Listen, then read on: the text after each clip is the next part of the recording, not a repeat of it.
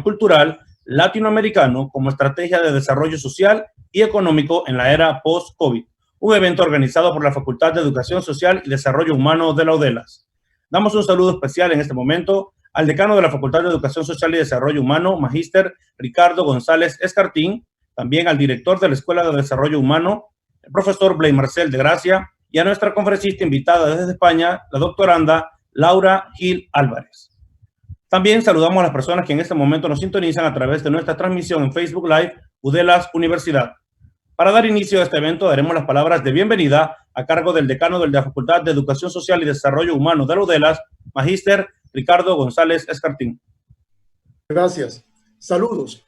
En el ciclo de conferencia que hemos realizado en este escenario virtual, la Facultad de Educación Social y Desarrollo Humano les trae en esta ocasión una mirada o exposición del patrimonio cultural latinoamericano, porque indistintamente de los estragos que ha causado la actual pandemia, los países han empezado a recuperar su desarrollo y sus autoridades a fortalecer sus planes de sostenibilidad para dinamizar en el momento oportuno este sector. A principios del presente año, refiriéndome a Panamá, el Ministerio de Turismo publicó el programa de sostenibilidad y conservación del conjunto monumental de Panamá la Vieja, que el año pasado cumplió sus 500 años como ciudad fundada en el litoral pacífico. En esa misma línea, el fuerte de San Lorenzo y Portobelo en la ciudad de Colón. El Canal de Panamá, que ya tiene gran reconocimiento mundial desde hace mucho tiempo, y el Biomuseo en la calzada de Amador. En el ámbito cultural, las costumbres y tradiciones de nuestros 7 pueblos indígenas, así como el folclore, en donde en la región de Azuero tiene un destaque extraordinario. De esta manera, la conferencia dentro de poco va a empezar, lo que busca es específicamente brindar nuevos conocimientos y actualización para nuestros docentes y en especial para nuestros estudiantes, los estudiantes de nuestras carreras en gestión turística bilingüe y en folclore, o la licenciatura en folclore, de ambas de las escuelas de desarrollo humano. Siendo así, agradezco al director de la Escuela de Desarrollo Humano la vinculación y coordinación respectiva, tanto como a la Unidad de Eventos Académicos de la Facultad y a la Dirección de Comunicación por la realización y producción de este programa. Asimismo, al director de Cooperación Internacional en apoyo a la facultad. Y desde luego a nuestra expositora de hoy por su amabilidad y disposición en esta entrega. Por ello, en nombre del doctor Juan Bosco Bernal, rector de nuestra universidad especializada en Américas, y de la doctora Doris Hernández.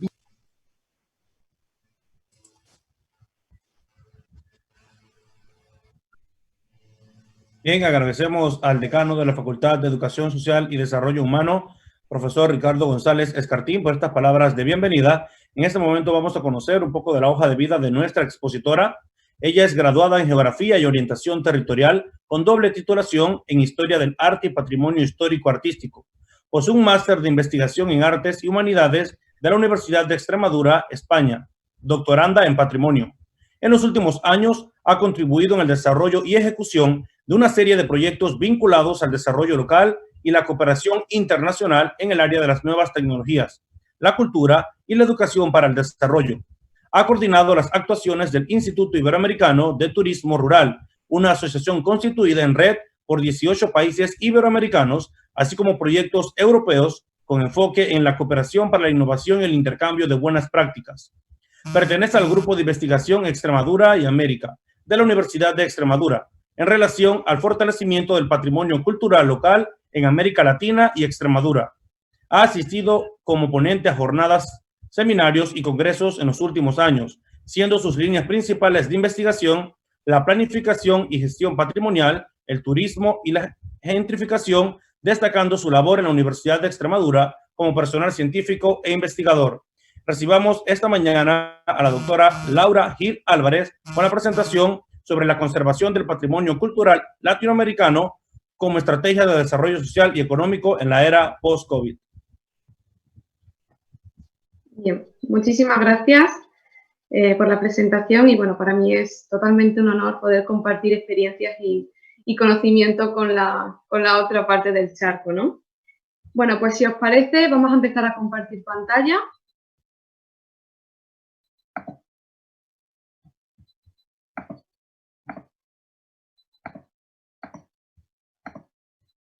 Un segundo, por favor.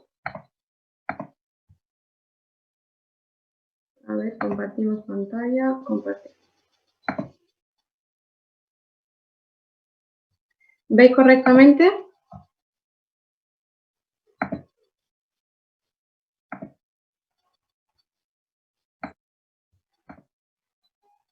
De acuerdo. ¿Os parece si dejo esto abajo para que no interrumpa, digamos, la visualización del PowerPoint? Bien, como ya habéis comentado, el título de la presentación, la conservación del patrimonio cultural latinoamericano como estrategia de desarrollo social y económico en la era post-COVID.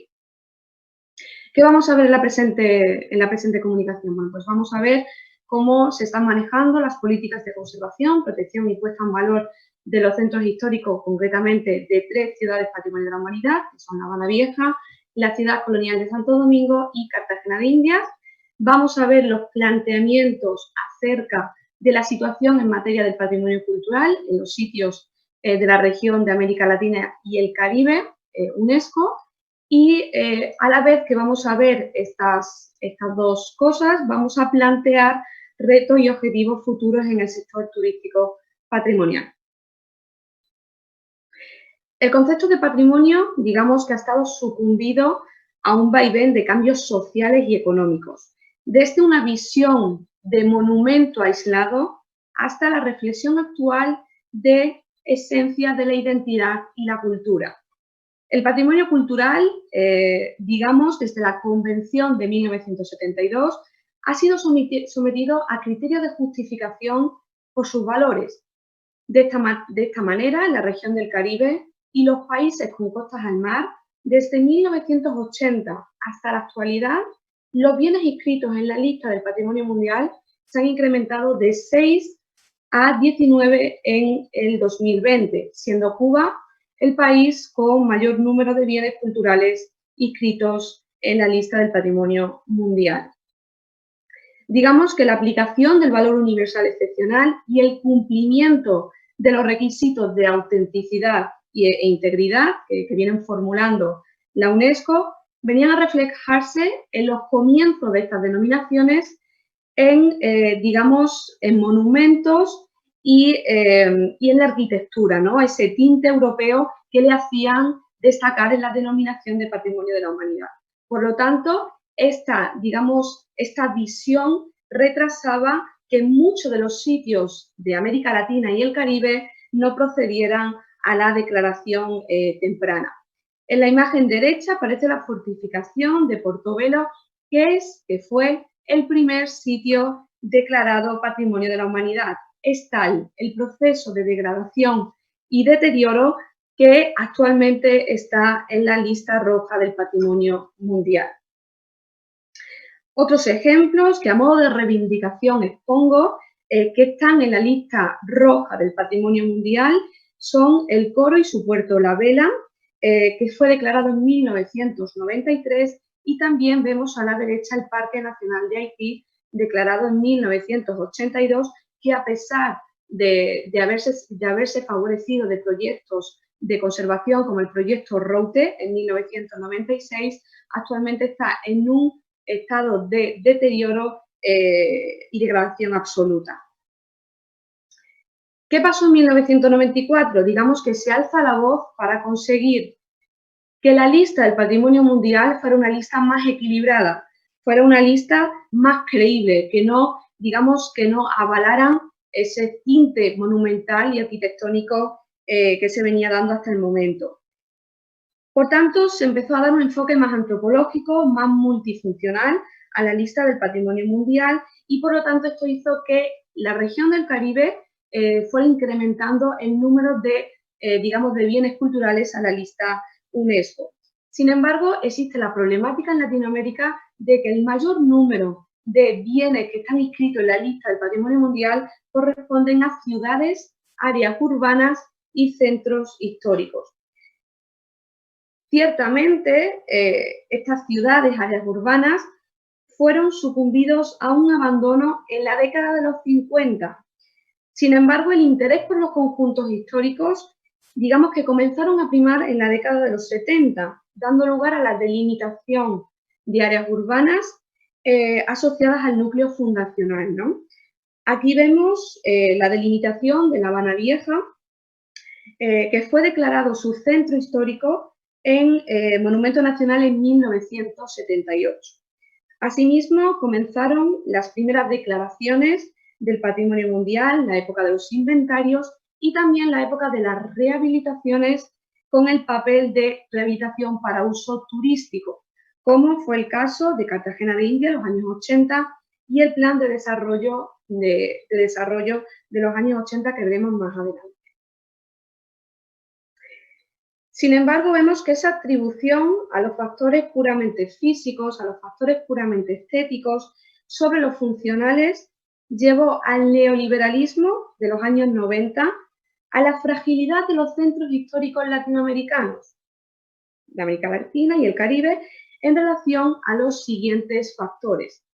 Vemos el fenómeno de la movilidad social, debido a tres razones fundamentales: la marginalización de los centros semiabandonados, la abrumadora terciarización que está ocurriendo, ocurría en los 90, pero está ocurriendo ahora, y veremos más adelante, la abrumadora terciarización y la ocupación del suelo por una población de altos ingresos. También las presiones mobiliarias y la especulación desenfrenada, es decir, los cambios en el uso del suelo en estos centros históricos en busca de una mayor rentabilidad económica. Y también es el caso la irrupción del comercio informal o la congestión vehicular. Por lo tanto, estamos en un momento, como dicen muchos expertos, de implementación de nuevas prácticas postfordistas. ¿Esto qué quiere decir? De especialización en determinados barrios, concretamente de la actividad turística en determinados enclaves, en determinados barrios, y eso conlleva a que se produzca esos barrios con segunda residencia y, por lo tanto, la población local tiende a salir de los centros históricos.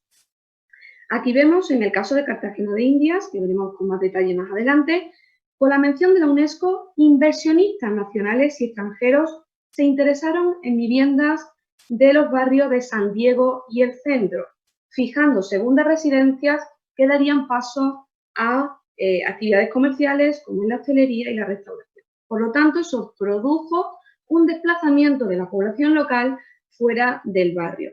Digamos que al agotarse el stock inmobiliario, es decir, en la zona de San Diego y centro, digamos que este fenómeno de movilización y de inversión en el centro se produjo en Getsemaní, intensificándose en los 2 últimos años según un estudio de la Universidad de Barcelona que os lo anoto en la presente diapositiva. El científico Ferrer y Morillo, en el 2013, evidenció a partir de los datos del Departamento Administrativo Nacional de Estadística que el porcentaje de residentes en el barrio de Getsemaní era tan solo del 16,7%.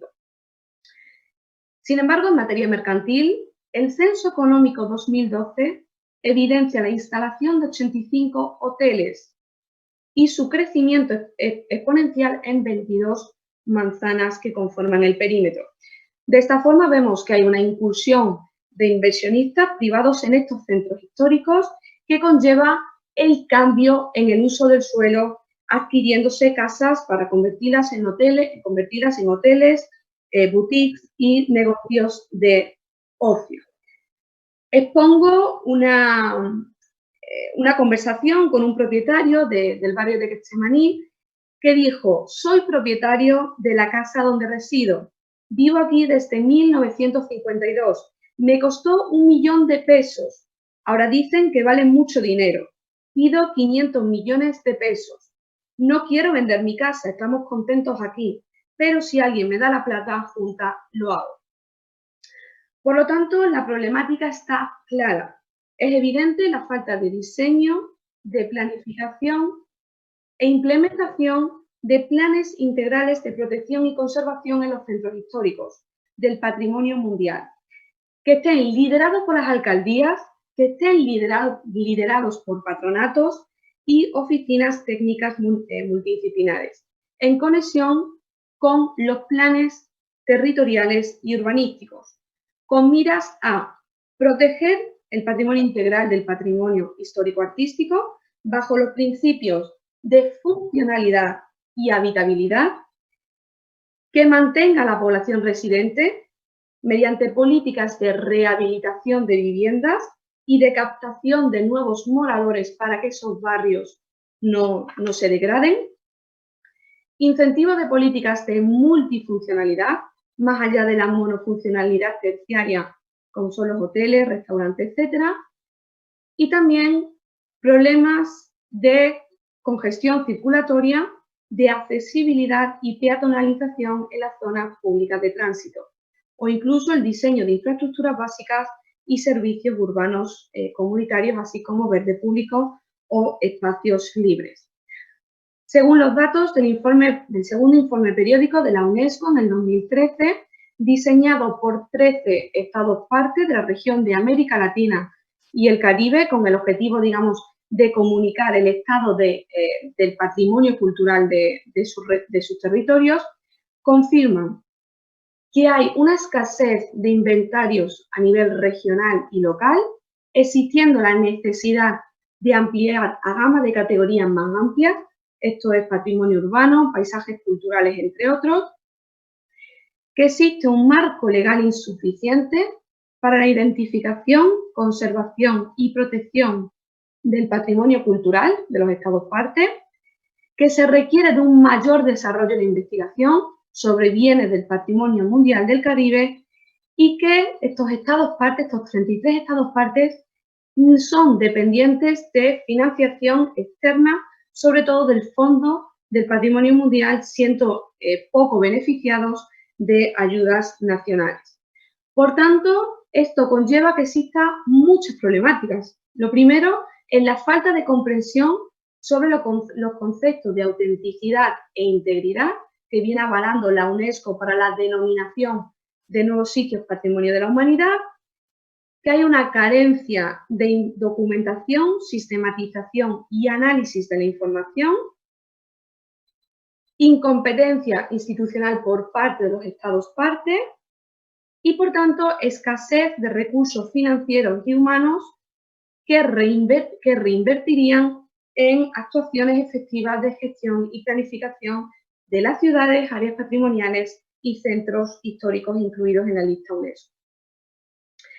Dicho esto, vamos a centrarnos en ver las 3 ciudades Patrimonio de la Humanidad, cuáles son sus políticas, sus estrategias y sus planes enfocados en la gestión, planificación y recuperación de los centros históricos. En 1982 fue declarada La Habana Vieja y su sistema de fortificaciones. En la fotografía de la izquierda, la imagen aérea, vemos la delimitación que fue realizada por el Estado cubano en 1993, de la zona priorizada para la conservación.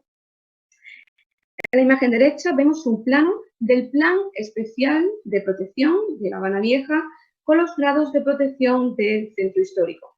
Según los estudios de el núcleo histórico está conformado por 3.500 inmuebles, de los cuales 550 son considerados de alto valor arquitectónico. Como podéis ver, son los que están en color rojo, que son los grados 1 y 2. Vemos muestras de arquitectura doméstica, las cuales constituye el 80% del patrimonio edificado de La Habana Vieja. Actualmente, pues, son inmuebles de 1 y 3 plantas, aunque actualmente, digamos, con esa refuncionalización de la ciudad, se vienen implementando en la parte inferior locales comerciales, mientras que en la parte superior se deja para uso habitacional. El proceso de marginalización en La Habana fue muy notable a comienzos del siglo XX, primero con la demolición de las murallas y posteriormente con las sensibles pérdidas del patrimonio arquitectónico. Digamos que la preocupación por el patrimonio cultural comenzó a surgir con la fundación en 1938 de la Oficina del Historiador de la Ciudad de La Habana, encargada de proteger los valores históricos y patrimoniales de la nación. En los años 80 sobrevino una estrategia de salvaguarda mediante los planes quinquenales de restauración, enfocados al rescate de inmuebles con valor, de alto valor, ubicados en las zonas más centrales y más turísticas, como son la Plaza de Armas, la Catedral y la Plaza Vieja y sus calles colindantes. Entre 1981 y 1994 se recuperaron 70 edificaciones, como estas que aparecen en la parte derecha, dedicadas a fines culturales mayormente.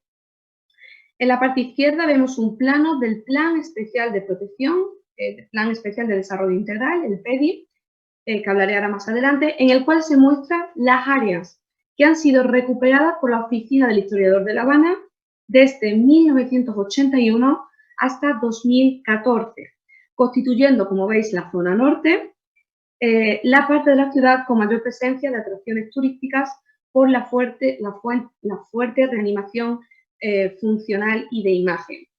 Concretando, desde 2000 al 2009, avalan el rescate de 350 edificios en aproximadamente 40 manzanas. Son los que están en un tono color rosa claro, yendo, digamos, más allá de esas 5 plazas, de esas partes centrales más turísticas que empezaron a rehabilitarse, a restaurarse a comienzos del Plan Maestro. De esta forma, la recuperación de estas áreas concretas despertaron el interés de inversiones privadas y también por parte del Estado, siendo la empresa Abaguanex la que comenzó un proceso paulatino de inversión para ampliar la red de servicios, la red de hostelería, la red de servicios gastronómicos y culturales. En el 2015 se estudió un total de 25 instalaciones con 1.498 habitaciones de diferentes cadenas hoteleras, a lo que se añade en este año 2015, que es cuando se tienen los datos, 670 habitaciones de propiedades privadas, de propietarios privados que rehabilitan sus viviendas para albergar este tipo de actividades. También entre 1995 y 2010, la compañía Abaguanex abrió 60 restaurantes en el centro histórico. Sin embargo, ¿qué ocurre? El proceso de rehabilitación es muy lento.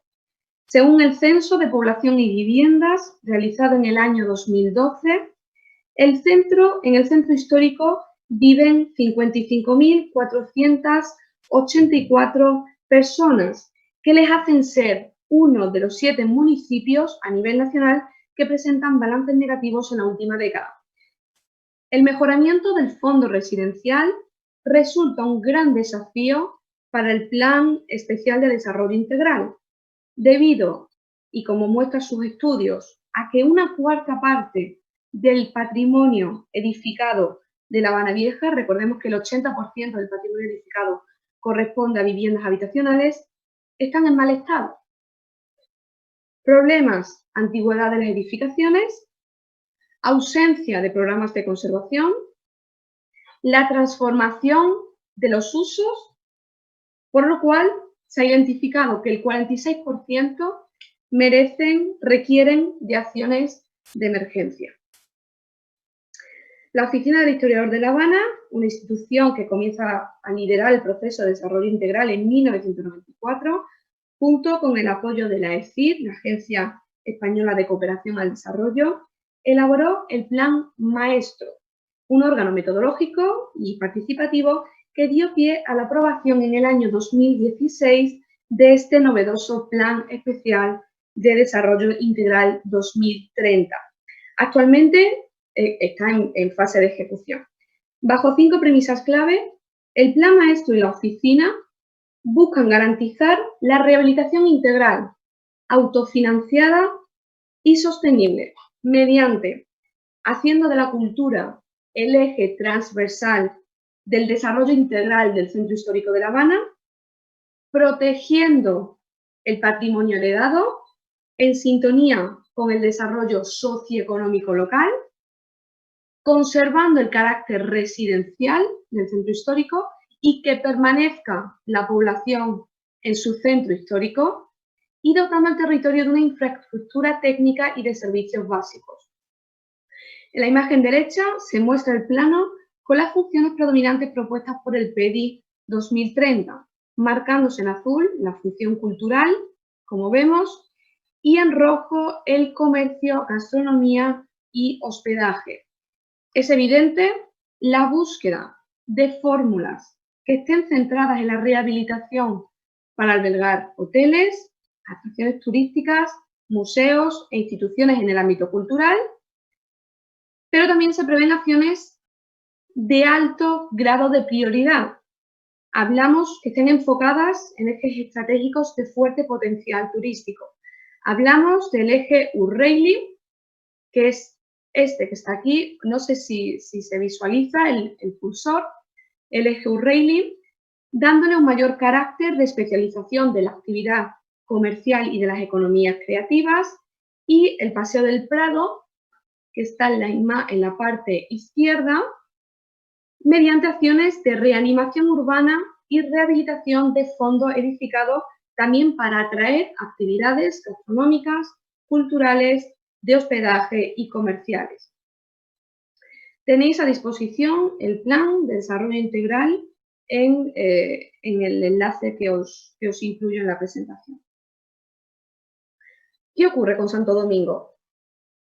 La ciudad colonial de Santo Domingo fue declarada en los años 90 por la UNESCO con una extensión de 106 hectáreas. Si el Alcázar de Colón, la Tarazana y las Casas Reales son los monumentos emblemáticos de la ciudad y otros edificios de interés, la calle El Conde, que aparece en la imagen derecha inferior, es el principal eje de mayor concentración de comercio turístico y de restauración. Sin embargo, no se puede entender la rehabilitación actual de la ciudad ovandina sin la participación del Banco Interamericano de Desarrollo y las empresas privadas, lo cual da lugar a la realización y ejecución de planes. En el 2011, el BID dotó de un préstamo de $30 millones dedicados a la dinamización y esfuerzo de la competitividad del sector turístico dominicano. Digamos que de esos $30 millones, el 75% de los recursos se dedicaron a la renovación del espacio urbano y a la recuperación del patrimonio de la ciudad colonial de Santo Domingo, digamos a los principales monumentos de la ciudad, a la recuperación integral de calles y plazas públicas mediante actividades de soterramiento, de cableado aéreo, de drenaje, iluminación, dotación de espacios verdes y mobiliario urbano, como vemos en la imagen derecha, y también de implementación de un centro de monitoreo y vigilancia. En paralelo, el Ministerio de Turismo estima la inversión del sector privado con más de $100 millones en la ciudad colonial, en la creación de negocios comerciales, hoteles y restaurantes, en total unos 520 nuevos negocios fueron originados hasta 2017 en esa primera fase de programa. Como resultado de la transformación del espacio urbano, la ciudad colonial se fue convirtiendo en un área vislumbrante, en un área cultural y recreacional, donde la ocupación hotelera subió del 55% en 2014 a un 74% en el 2016.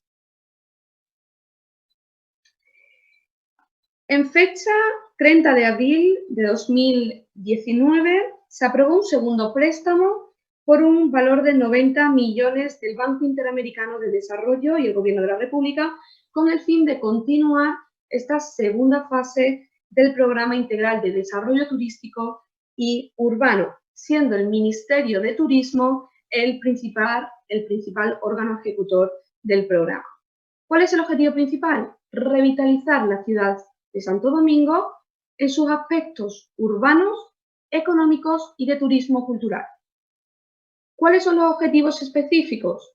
Consolidar la oferta del turismo cultural en la ciudad, mejorar las condiciones de habitabilidad para los residentes, el desarrollo de las economías locales y el fortalecimiento de la gestión turística cultural y urbana. Mediante estos 4 componentes que hemos visto, se trazan una serie de medidas que vamos a ir viendo una por una. Primero, el componente número 1, consolidación de la oferta de turismo cultural. Recuperación integral de la calle peatonal El Conde, que como os he comentado anteriormente, viene a ser el eje articulador de todos los establecimientos comerciales y de restauración. Mediante, digamos, esta recuperación integral engloba una rehabilitación de fachada, soterrado de cables, nuevo mobiliario urbano, pavimentación y espacio público integral. Estas vienen a ser las dos partes de este eje viario que vendrían a recuperarse. En segunda parte, la rehabilitación integral de espacios públicos en calles priorizadas. Esta es la calle El Conde que hemos visto, mientras que los 2 punteros, las 2 geolocalizaciones, aparecen la calle Mercedes y Arzobispo Noel, que vienen a ser una de las calles que vendrían ser objetivo de priorización de rehabilitarse.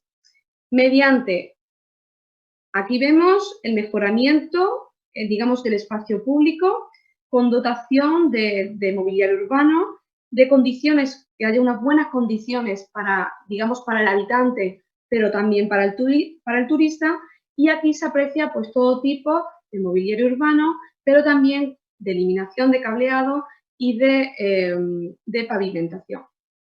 Estas vendrían a ser la parte de la izquierda, la imagen de la izquierda, son como está el eje viario en la actualidad, mientras que la parte derecha es una recreación de lo que se vendría a hacer, digamos, en estos ejes principales. Aquí tenemos otras de las calles, Arzobispo Noel, cómo sería el antes y el después, mediante esa pavimentación, mediante todo. Hay que tener también, digamos, esa parte de dotación de espacios privados por parte de los establecimientos.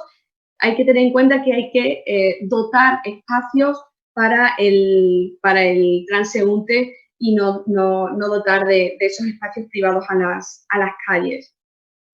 Aquí también tenemos otra imagen de cómo sería esa rehabilitación integral de estos espacios, de estas calles. ¿Cuál sería la acción número 3? Restauración y puesta en valor de ruinas arqueológicas. Aquí estamos hablando del monasterio de San Francisco, así como la revitalización de las calles periféricas que vienen a ser la zona de amortiguación del bien cultural. Un proyecto, aquí tenemos cómo está la situación, cómo es el alzado de la situación del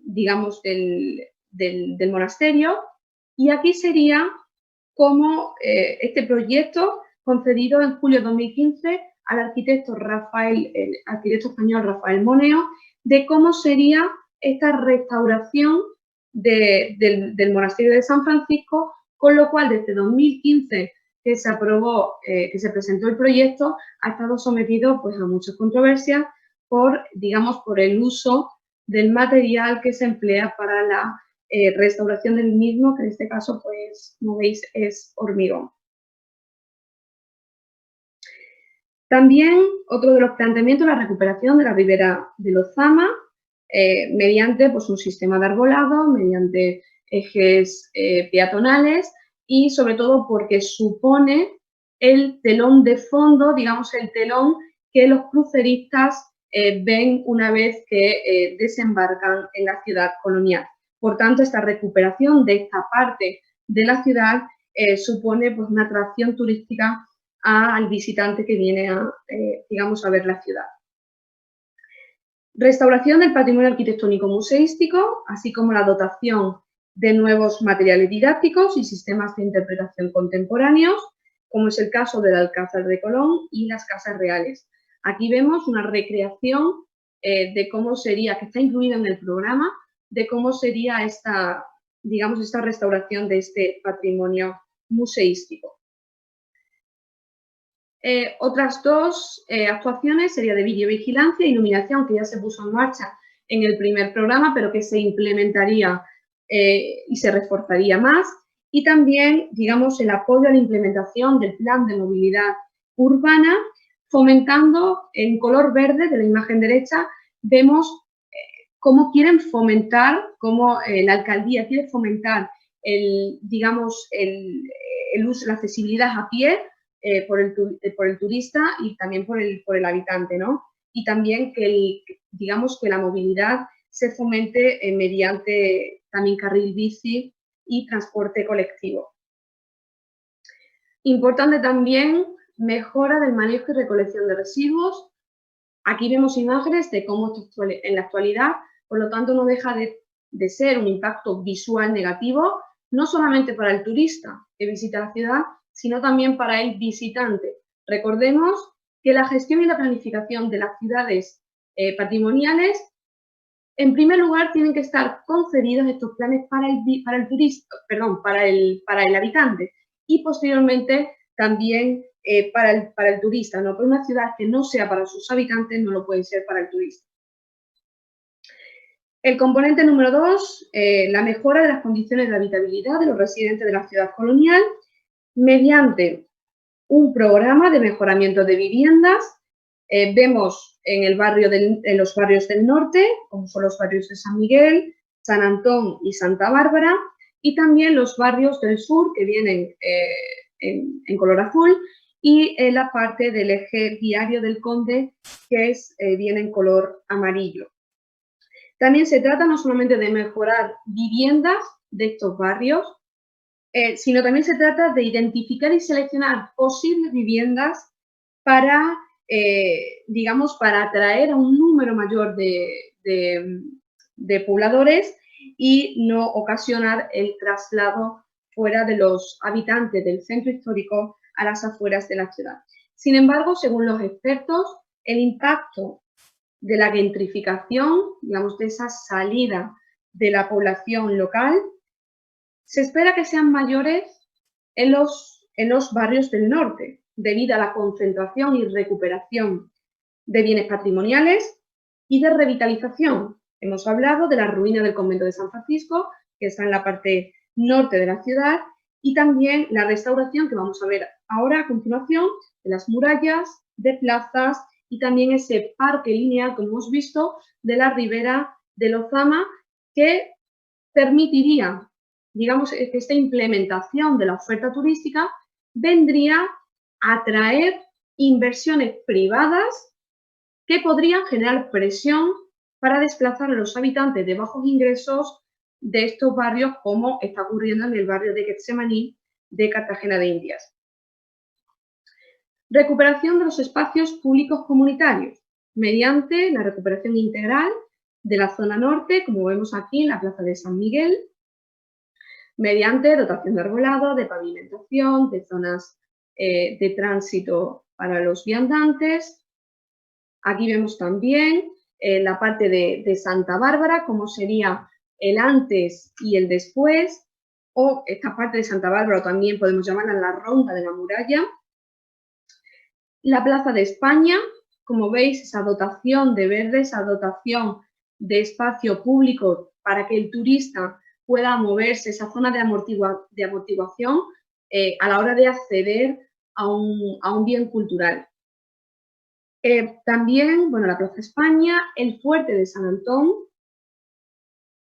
y el Fuerte de Santa Bárbara, como sería el antes y el después. Esto es importante si tenemos en cuenta que la ciudad colonial de Santo Domingo aún no dispone de un plan especial de protección de sus fortificaciones, por lo cual, digamos que esa recuperación integral de lo que vienen a ser estos espacios públicos vendrían a mejorar, vendrían a reforzar estos elementos patrimoniales y con lo cual aumentaría la oferta turística del territorio. También un programa de recuperación de fachadas e incentivos de la oferta de viviendas asequibles, con el objetivo, como he comentado anteriormente, de atraer a nueva población y generar, digamos, que la población local no marche fuera del centro histórico.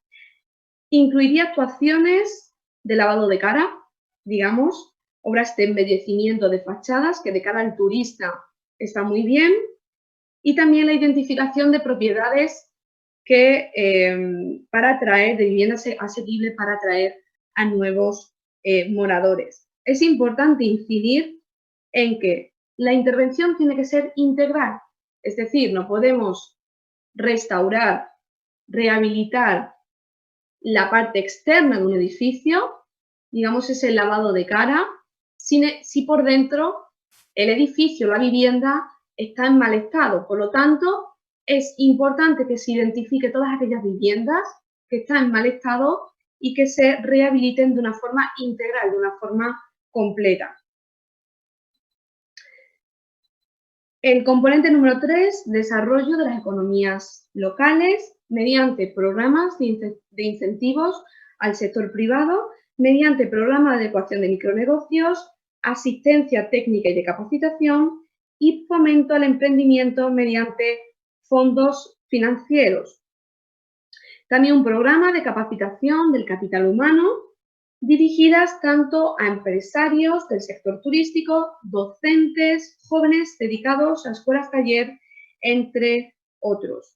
También fomentar la oferta cultural y urbana, es decir, crear una ciudad viva, una ciudad con oferta de actividades turísticas, pero también de oferta de actividades para su población residente.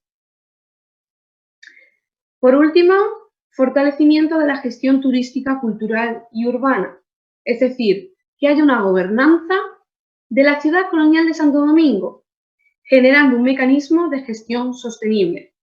¿Qué quiere decir? Se entiende que la actividad de gestión y planificación no puede ser analítica y propositiva, con la definición de objetivos y un plan de actuación, sino que tiene que extenderse para abarcar la ejecución y seguimiento,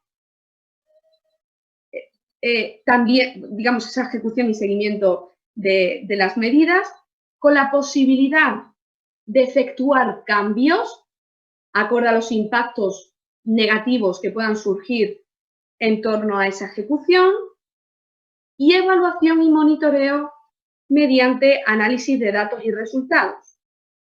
Por tanto, hablamos de un proceso cíclico, es decir, en cuanto se evalúa objetivos, procesos y resultados. De esta forma conseguiremos generar que no solamente se creen mecanismos de conservación del patrimonio, sino también que existan instrumentos estratégicos en los centros históricos con una visión holística, con una visión global.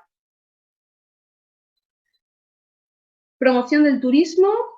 Aquí engloba este programa, este segundo programa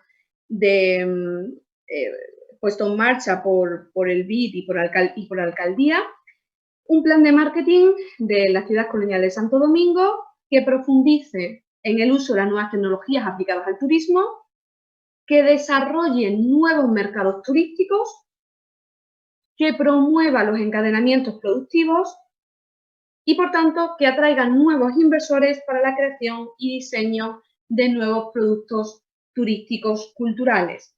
Otras medidas que se quieren implementar con esta promoción al turismo es la creación de un observatorio turístico y urbano de la ciudad colonial y también un sistema de registro, clasificación y calidad de los establecimientos turísticos. Por tanto, se pretende hacer de la ciudad colonial la principal oferta de turismo cultural de la región del Caribe, es decir, un turismo que sea complementario al turismo de sol y de playa. Y aquí planteamos una cuestión: ¿cómo hacer que el patrimonio urbano o los centros históricos se conviertan en principal motivo de atracción turística sostenible en competición con el turismo de sol y playa. Importante, la creación de planes estratégicos de destinos patrimoniales que manifiesten liderazgo institucional, especialmente local, de concertación empresarial y de participación social. La metodología de formulación de estrategias y planes se basaría en lo siguiente. Lo primero, establecer un inventario de la funcionalidad turística del patrimonio cultural, ojo, en clave urbano-territorial. Es decir, tenemos que identificar qué patrimonio tenemos. Si recordáis, cuando he expuesto el informe periódico, uno de los inconvenientes, problemas que tienen estos estados partes es la realización de inventarios.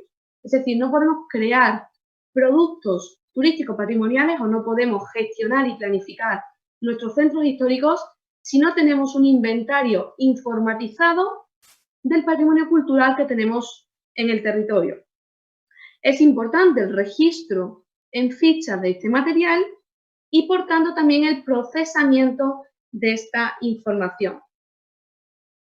Cuando tenemos esto, importante, un análisis y diagnóstico del destino, es decir, un análisis interno que identifique los puntos fuertes y débiles de nuestro destino, es decir, atendiendo a valores como singularidad, atracción turística, estado de conservación, aprovechamiento actual, accesibilidad, conservación, etc. ¿Qué componentes tenemos en el territorio, en este caso del centro histórico, de la oferta y la demanda? ¿Cuáles son las tendencias y los hábitos de consumo? Y su impacto en el sitio. También haría falta un análisis externo de las oportunidades que tendría el destino, con un enfoque, digamos, en el mercado internacional, en los emisores internacionales. Para ello, ¿qué es necesario? La creación de observatorios territoriales y turísticos, de producción de datos y posterior análisis de indicadores. Si recordáis, una de las actuaciones que quiere poner en marcha la alcaldía de Santo Domingo es la creación de estos observatorios territoriales y turísticos.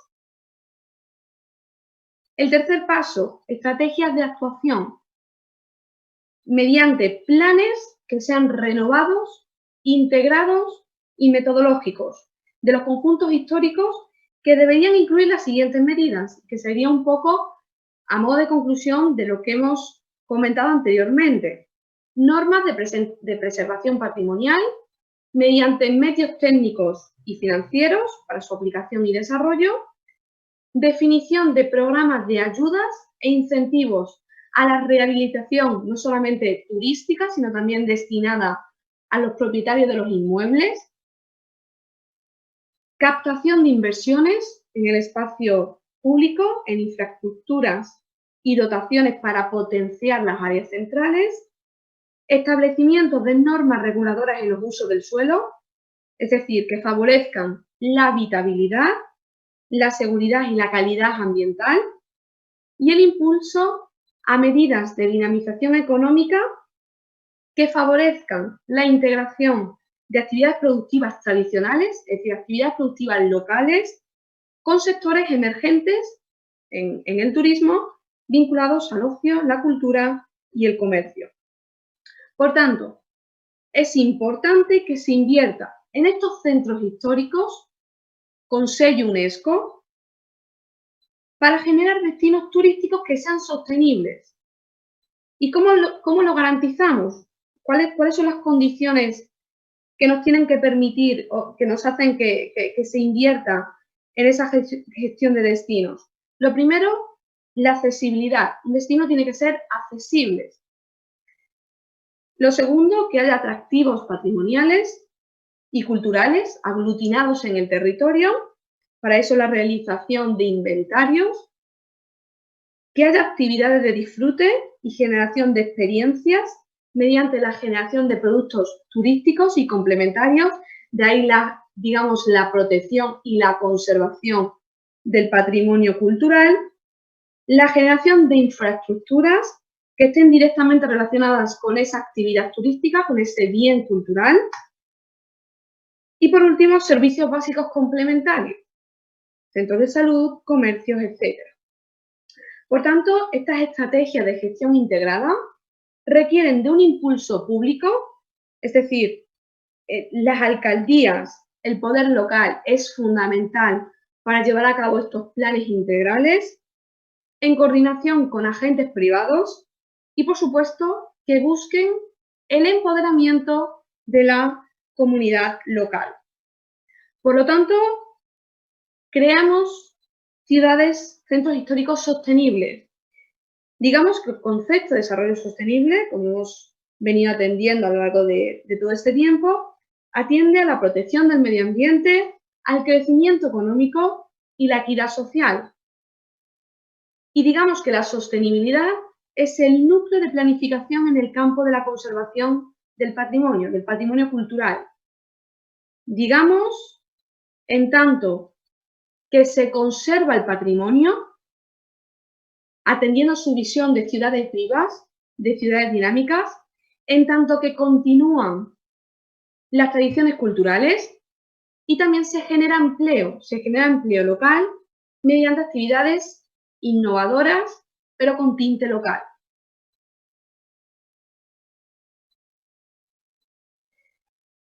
Vamos a dar paso a la última de las ciudades objeto de estudio, Cartagena de Indias, que fue declarada Patrimonio de la Humanidad en 1984. En Cartagena de Indias, la inversión nacional y extranjera se puede decir que ha deteriorado el patrimonio arquitectónico por el aumento de construcciones sin antojo a las normativas urbanísticas, como es el caso del barrio de la Matuna, como tenemos en la imagen derecha, con modernas edificaciones que rompen absolutamente con la estética colonial. Con el Plan Regulador de Cartagena de Indias de 1984, vemos en la parte izquierda, se produjo la sobreelevación de viviendas para adecuarlas a usos comerciales y mixtos, que por poco desdibujan, digamos, la imagen del núcleo histórico, del núcleo de Cartagena de Indias. La restauración estética y de fachadismo colonial, de descuido a la calidad habitacional, ha estado presente en el siglo XX en Cartagena de Indias. Además, en los años 80, con el Plan de Desarrollo, se acondicionó viviendas patrimoniales a viviendas vacacionales. Se efectuó rehabilitaciones para uso turístico, como este convento de Santa Clara, uno de los hoteles más relevantes de Cartagena, a la par de surgir negocios de restauración en los principales focos de atracción. Este proceso, según estudios, aceleró la expulsión de las zonas centrales a los sectores de población de color y bajos ingresos, sustituyéndolos por habitantes de Medellín, Cali y Bogotá. En el 2017 concibió el área histórica con una población permanente de 13.474 personas y una población flotante de 587.745, producto de actividades productivas como el comercio y el turismo. Con carácter previo, en el 2001, se puso en marcha el Plan de Ordenación Territorial, el cual regula, digamos, la conservación y la protección del patrimonio cultural y los usos que están permitidos en el centro. En el presente fueron diagnosticados, como incluye en la presentación, una serie de problemáticas que asolaban el centro de Cartagena de Indias. Hablamos de expulsión de los habitantes del centro, hablamos de congestión permanente del espacio público y de la transformación y sobreexplotación de inmuebles, desplazando las actividades residenciales por las comerciales. Actualmente, según un estudio de investigación de la Fundación Universitaria Tecnológica CONCENALCO de 2017, el panorama de gentrificación lo sufren los barrios de Getsemaní y San Diego, como hemos comentado anteriormente, prevaleciendo en el primero de estos una población del 16,7%, siendo la mayor parte utilizadas por comercios de restauración, por boutiques, hostales, almacenes comerciales y agencias de viajes. En el 2009 se llevó a cabo el plan de revitalización del Centro Histórico de Cartagena de Indias, que constó de dos componentes. El primero, el urbano arquitectónico, y el segundo, el sociocultural, digamos, de vincular a los habitantes de la periferia su conexión con las partes comunes del centro histórico. Con un total de 9 proyectos urbanísticos y arquitectónicos, tan solo se realizaron 2. Hablamos de la construcción del Paseo de Puerto Duro en el año 2010-2011, que tenemos en la imagen izquierda, y diversas plazas del sector de la Matuna, como es esta de la plazoleta del Telecom, hoy Bencos Biojó, en el sector de la Matuna, como estaba antes y después de la rehabilitación, y también la plazoleta de las empresas públicas, hoy Joe Arroyo, también en el sector de la Matuna. Otro de los proyectos que se realizó fue el proyecto de remodelación de la Plaza de la Aduana, también en el 2010-2011. Por tanto, de los 9 proyectos que se incluyeron en ese plan de revitalización, tan solo se efectuaron los que he comentado. ¿Por qué? Porque se celebraron elecciones distritales y departamentales en el 2012 y, por tanto, no se continuó con la ejecución del proyecto. De esta manera, el Comité de la UNESCO en el 2014 señaló la falta de un plan de gestión y la necesidad de regulaciones urbanas para el área protegida.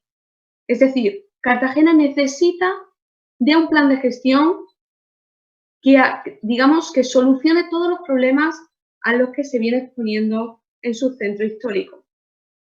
Por tanto, la ciudad de Cartagena se enfrenta a un débil sistema institucional, no haciéndose cargo la alcaldía del centro histórico de la gestión integral de los procesos de revitalización y renovación del área, ocasionando un fuerte incumplimiento de los usos del suelo. Esto se debe a falta de capacidad logística, a falta de recursos humanos y financieros, a falta de idoneidad profesional y, por último, esto supone una falta de empoderamiento del rol de autoridad. Por tanto, hablamos de una institución que es débil en la planificación y en la gestión de su patrimonio cultural. Aún no ha sido aprobado el Plan Especial de Manejo y Protección del Centro Histórico de Cartagena de Indias tras su presentación en diciembre de 2019. El plan no está disponible, pero sí un documento presentado por la alcaldía hacia los profesionales del sector para posibles apreciaciones y recomendaciones, que os adjunto el link en la diapositiva.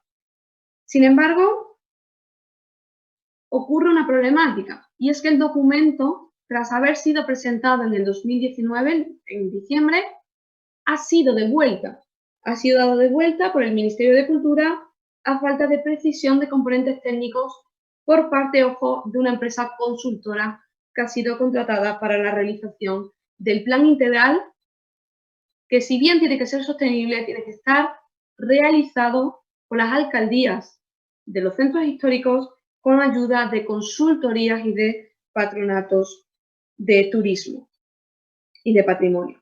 Por tanto, estamos ante una situación en Cartagena de Indias, a partir de las investigaciones que se han realizado, a falta de una señalización vial y turística, por lo tanto, lleva a una difícil circulación tanto del habitante como del turista, a una falta de organización de los espacios centrales, a la ausencia de la identidad cultural, es decir, a que haya ventas ambulantes, a que haya ocupación de lo privado, de sillas, bares, etcétera, a una falta de señalización de carril bicis sin registro de capacidad de carga, a fuertes problemas ambientales para el manejo de residuos e inundaciones y falta de espacios verdes, lo que supone un deterioro en el patrimonio cultural, no solamente en sus áreas de amortiguamiento, sino también en el patrimonio en sí. Y lo más importante, que existe un desconocimiento total de la riqueza étnico-cultural por parte de sus habitantes. Es evidente el impacto negativo que tiene el turismo en las áreas culturales, en áreas histórico-artísticas, si no están bien gestionados y planificados por las alcaldías de los centros históricos, que no efectúan una correcta protección y conservación del patrimonio asociadas en sintonía con las normativas urbanísticas territoriales. Sin embargo, mucho se ha investigado acerca de los impactos positivos que tiene el turismo cultural, en la conservación de este patrimonio. Digamos que las prácticas turísticas utilizan los recursos patrimoniales y cada vez más el turismo se implica en la conservación de ese patrimonio y, digamos, se preocupa por el exceso de la degradación, que pueden llegar a alcanzar algunos de los recursos empleados en el desarrollo de la actividad turística. La gestión y la planificación de un modelo de turismo cultural debe contribuir al mantenimiento y la conservación del patrimonio cultural en cuanto despierta interés por el mismo y genera ingresos, que a su vez pueden emplearse para conservar, restaurar y aumentar la demanda. Si recordáis, en el plan especial, en el plan integral, el PEDI de La Habana, uno de los objetivos, de los valores que se fundamenta la Oficina del Historiador, es esa, generar un plan que sea autosuficiente y autogestionado. Es decir, vamos a conservar, vamos a restaurar nuestro patrimonio porque esto nos produce interés cultural, nos produce interés en nuestra población y en nuestros turistas. Eso nos lleva a generar ingresos y, por lo tanto, a seguir conservando el patrimonio. Se trata de una posición de principio afirmada con rotundidad en la Carta del Turismo Cultural de ICOMOS, que dice: el turismo cultural es aquel que tiene por objeto, entre otros objetivos, el descubrimiento de los sitios y monumentos. Ejerce sobre estos un efecto positivo considerable en la medida en que por sus propios fines contribuye al mantenimiento y a su protección. Esta forma de turismo justifica, en efecto, los esfuerzos que este mantenimiento y esta protección exigen de la comunidad humana, en razón de beneficios socioculturales y económicos que se desprenden para el conjunto de las poblaciones implicadas. Por tanto, se debe entender la rentabilidad que proporciona la planificación y la gestión sostenible a los mercados turísticos. Por tanto, la conservación de los recursos culturales produce una mayor satisfacción en los consumidores, se rehabilitan edificios que a su vez generan planes generales de rehabilitación, de protección y salvaguarda del patrimonio cultural, estimula inversiones públicas y privadas y mejora la calidad de vida receptora de ese patrimonio. En cuanto capacitamos a nuestro personal, generamos empleo, aseguramos su habitabilidad y su seguridad ciudadana. Teniendo como base, y voy terminando, teniendo como base que el viajero cultural actual busca destinos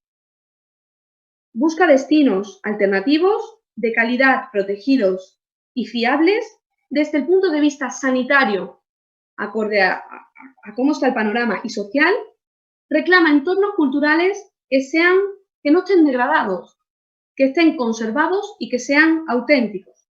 Voy a terminar con estas dos diapositivas. Vamos a plantear una serie de retos futuros en torno a la conservación y planificación del patrimonio cultural. Generar mecanismos y estrategias de experiencias turísticas integrales, es decir, regulación de los mercados, señalando los límites de la actividad privada en el desarrollo y explotación turística. No ocasionemos esa gentrificación de los centros históricos. Ahí la inversión pública de los gobiernos es crucial. Ordenemos el territorio con la creación de infraestructuras de comunicación, accesibilidad y movilidad interna adecuada. En definitiva, se trata de integrar la sostenibilidad a los nuevos paquetes de estímulo y recuperación. Protejamos los recursos culturales. Dotemos de vigilancia y control de las normas sanitarias y de seguridad con medidas de protección a los turistas y patrocinemos, promovamos y publicitemos los recursos turísticos. Importante, con el empoderamiento de las comunidades locales que abanderen los principios de autenticidad, de calidad y de sostenibilidad de un lugar. Invirtamos en capital humano y en talento, es decir, promovamos el desarrollo de capacidades en la población, en particular en capacidades digitales, a la vez que se fomenten grupos de especialistas multidisciplinares, que la única opción no sea el de contratar consultorías extranjeras, sino creamos en nuestras alcaldías grupos interdisciplinares y de trabajo en red de expertos. Garanticemos la protección del consumidor, es decir, apostemos por sellos de calidad y confianza que avalen y certifiquen que el turista está en un lugar seguro, en un lugar protegido. Reorientemos los flujos turísticos y generación de turismos especializados con intereses específicos, es decir, diversificación de los mercados, productos y servicios de calidad. Importante, limitemos la capacidad de carga. Para esto es importante que se recoja información y monitoreo del volumen de turistas a un determinado recurso cultural. Y por último, situemos el turismo sostenible en las agendas internacionales, efectuar la transición a la economía circular e incorporar los ODS. Termino con esta diapositiva. Apunta Cohen en 1999 la importancia de integrar elementos históricos en la vida cotidiana de sus residentes. De no hacerlo, esfuerzos proteccionistas serían nugatorios y los centros urbanos continuarían vacíos, convirtiéndose el pasado en un bloque cultural de tropiezo y una carga para el público. Así, la protección y conservación de áreas conllevan un reconocimiento del capital social, yo diría también económico, por parte de su patrimonio cultural y como epicentro de la continuidad de la memoria de las ciudades. Añade un tono a instituciones y organismos del ámbito cultural y patrimonial a enriquecer y fortalecer la identidad cultural de sus pueblos. Visualizar el patrimonio como una oportunidad de desarrollo, como un agente de transformación, en tanto no se convierta en artífice del turismo consumista y de evasión, pero sí como potenciador del nivel económico local, desarrollo de nuevas formas de vida, de relaciones sociales, de hábitos y creencias culturales. Muchas gracias. A continuación doy la palabra y voy a responder a cualquier duda planteada que pueda surgir. Bien, gracias.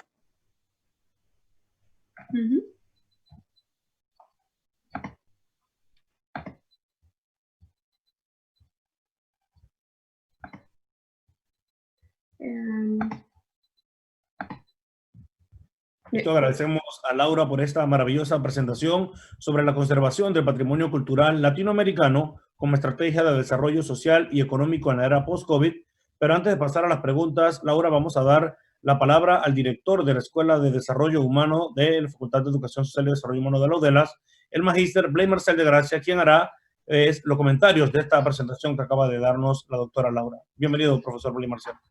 Muchas gracias, Francisco. Primero que todo, agradecerte, Laura, por esta ponencia sumamente ilustrativa, muy concisa y específica. Pues empiezo haciendo este breve resumen de la ponencia de Laura. Ella se enfocó mucho en los temas de planes de integración. Empezó un poquito mencionando el tema de la parte histórica, como a inicios de la década del 50, hasta inclusive a principios de los 70, no se le daba esa valorización adecuada al tema del patrimonio cultural e histórico y antropológico, sino fue hasta principios de la década de los 80 en la cual se empezó a implementar los planes de equilibrio por parte de la UNESCO. Específicamente estamos hablando del área de América Latina y el Caribe. Mencionó 3 casos de estudios puntuales. Podemos hablar del de Cartagena de Indias, el caso de La Habana Vieja y el caso de Santo Domingo, en la cual pues presentaba la situación actual. En resumidas cuentas, había una marginalización de las áreas, había poca accesibilidad, estaban muy pobladas las zonas y había también muchas personas viviendo dentro del área con altos ingresos, ¿verdad?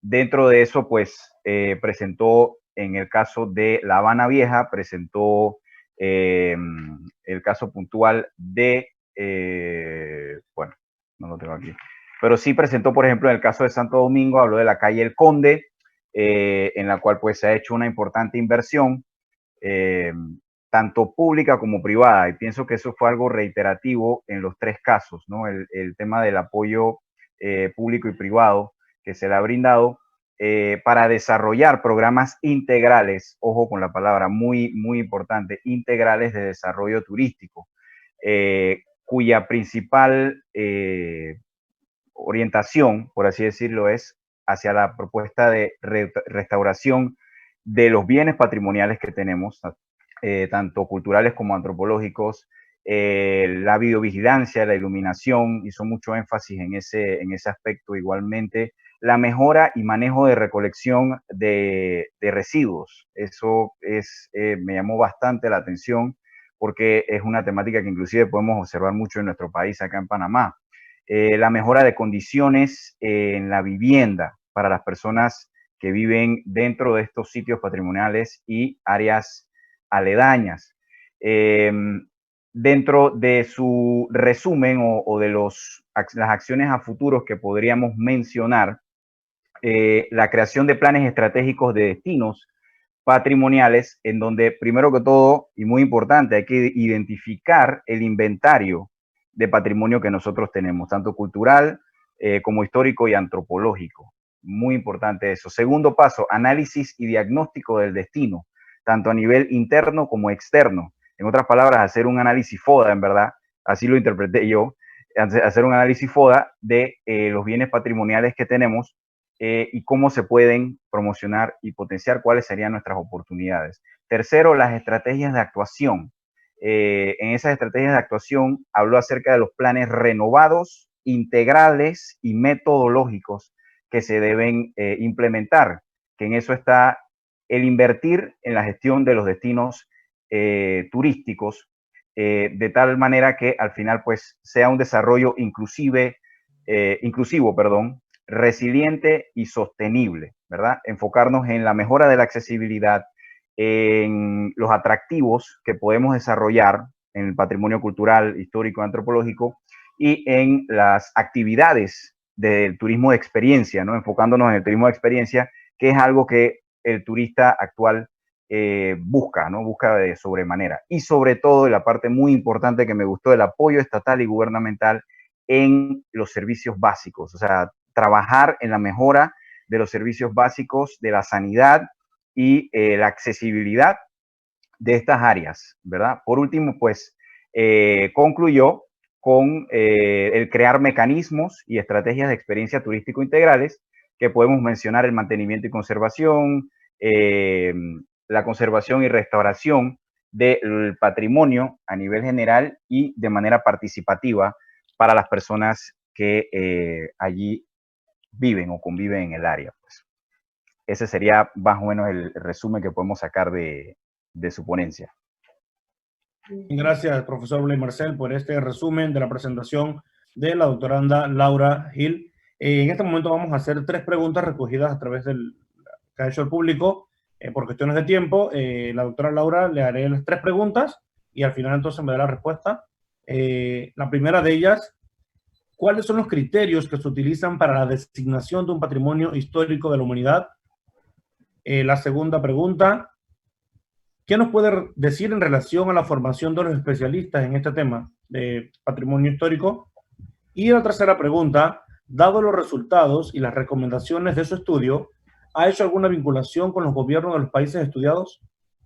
Esas serían las 3 preguntas para la doctora Laura. Muy bien. Bueno, muchas gracias por estas preguntas.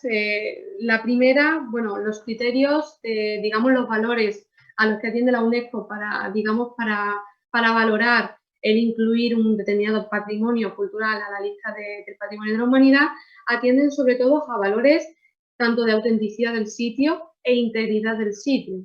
Para eso es importante también que el destino esté conservado, ¿no?